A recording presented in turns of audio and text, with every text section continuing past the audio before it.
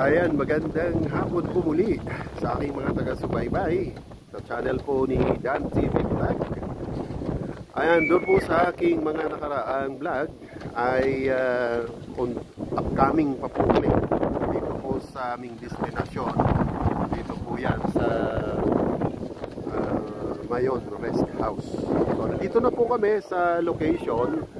Ayan, pinabahagi ko po sa inyo ang kabuuan po ng tanawin mula rito. Ayan, mula sa aking likuran na yan.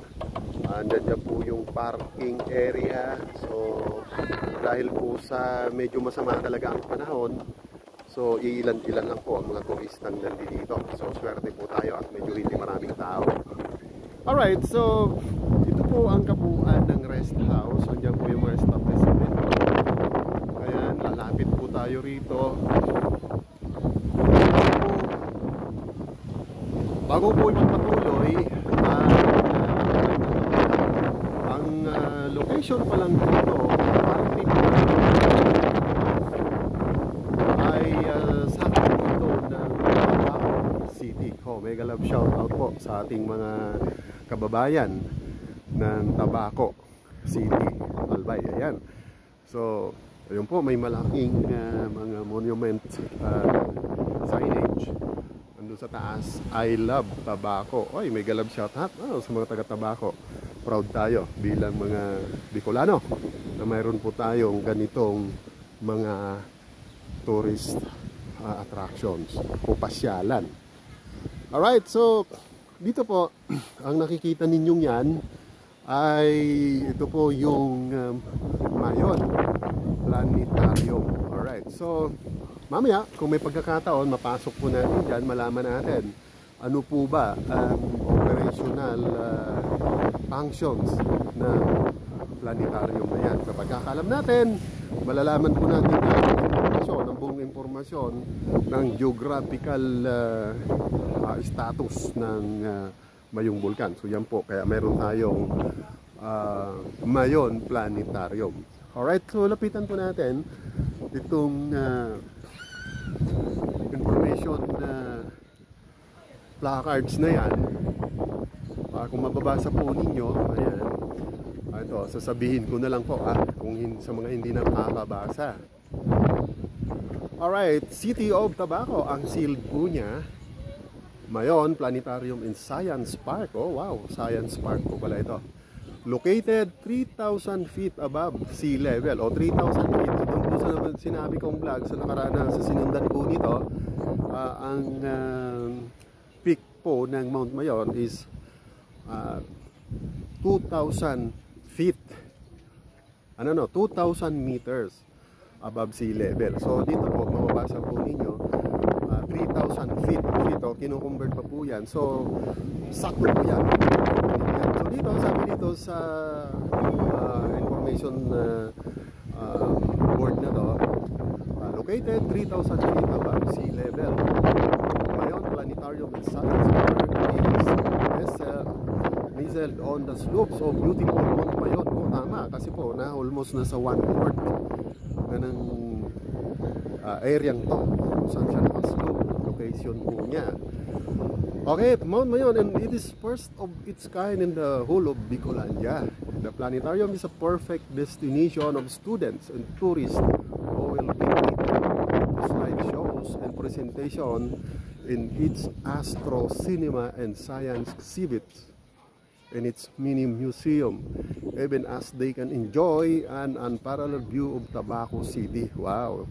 Its neighboring towns and the magnificent Pacific Ocean. The Science Park caters to more kinetic outdoors activities such as wall climbing, zip line riding, horseback riding, hiking, hiking, and camping. Wow! After a fun-filled day, take some refreshments and a hearty meal of the Starship Cafe. Oh, may mga restaurant naman po rito. Built on a protected area, this facility seeks not only to promote educational tourism, but also aims to encourage environmentally sound and responsible tourism that is anchored on the principles of appreciation of nature and ecological preservation nga naman. Oh, mga idol, ini-invite ko po ang mga gustong mag-tourist dito sa aming probinsya. Napaka-amazing po ang inyong mararamdaman. Alright, so dito, alakad po tayo sa bandang ito. Ayan, kung saan napakalamig ng klima rito. Siyempre, yun, may mga turistang nagmamasyal. Dalawa ko kasama, siyempre. Maglag din po yun. Saan po natin dito sa bandang ito. Ayan. Tingnan natin kung matatanaw natin ang almost 1/4 elevations nito from crater ng vulkan. So hindi po natin matatanaw dahil po, ayan no, ang sama ng panahon, natatabunan siya ng mga lapaap.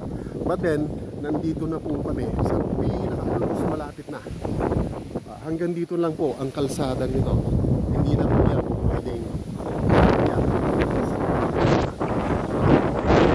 Ang background natin ay ihip ng malakas na hangin, na kung saan pag dumampi po sa inyong mga katawan ay natural na lamig, super lamig mga idol. Okay, so yan naman, iikot tayo. Tulad nga po kanina doon sa una kong vlog, ay pinakita ko po yung dalawang bulkan na yan. Alright, so, may dala-dala na yatang pagkain. Ano bang nabili ninyo? Stroll mix. Wow! Wow! Fresh avocado. Fresh avocado. Kakainin namin pong raw yan, mga idol. Ayan, no? Tingnan muna natin. Harap muna kayo kay Kuya Dan para naman hindi po kayo sa ilang.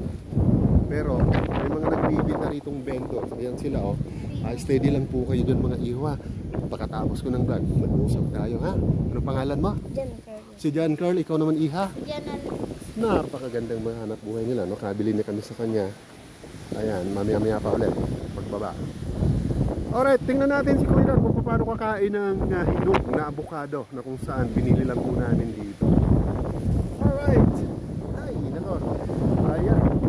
Tingnan natin. Grabe. Malamig. Malamig. Avocado. Hindi mo na kailangan natin sa rep. At malinamnam, mga idol.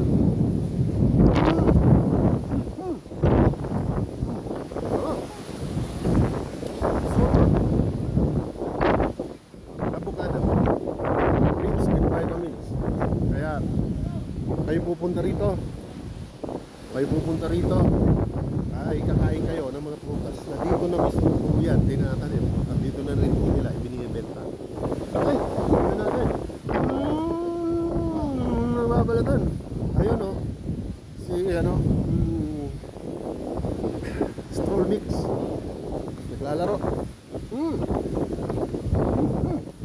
Alright. Pusin ko, dahil napakasarap.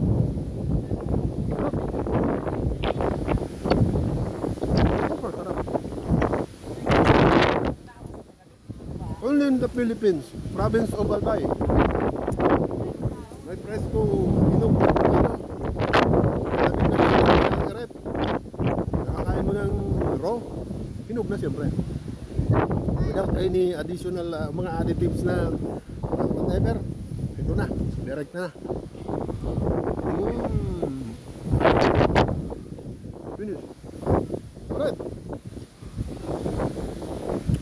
Indra po yung aking pagbibigay impormasyon hinggil po sa pagpunta natin dito sa Mayon Rest House dahil pinakain tayo ni Stroll Mix TV Vlog ng avocado. Ang nagbenta po yung mga batang yun, no? Bibilan po namin pag baba namin para naman makatulong tayo sa mga bata. Alright, so tingnan natin another information dito po sa Mayon Planetarium. Pakita ko sa inyo para yung mga may balak pumunta po dito, may idea kayo kung anong mga informations nandito. Alright, ayan po. Tuloy natin. Mayon Planetarium charges. So may mga minimal charges kung kayo po ay pupunta. Ayan o. ay mga particulars. Ayan po yung mga parking amount. Ayan. So, for maintenance, napaka-minimal po. Kayang-kaya mga turist at bawing-bawi naman po kayo pag kayo po nandito na. Alright, so again, dito na lang po muna tayo sa bandang ito. Mamaya, for additional information, ibibigay ko po sa inyo yung iba pang mga facilities dito, kung anong meron pa dito sa lugar na to. Okay, sa ngayon is tourism at environmental nature ang aking ibinahagi. Hindi pa po tayo pumapasok sa mga establishment yan. So mamaya po ibabahagi po muli ni Kuya Dan. Again, Dan TV Vlog ay mag-aapila. Hindi pa po dyan nakaka-subscribe, please subscribe, share and like. Don't forget to press the notification bell para lagi po kayong updated sa mga share po ni Kuya Dan. Alright, God bless us all. Dan TV Vlog is now signing off. Alright.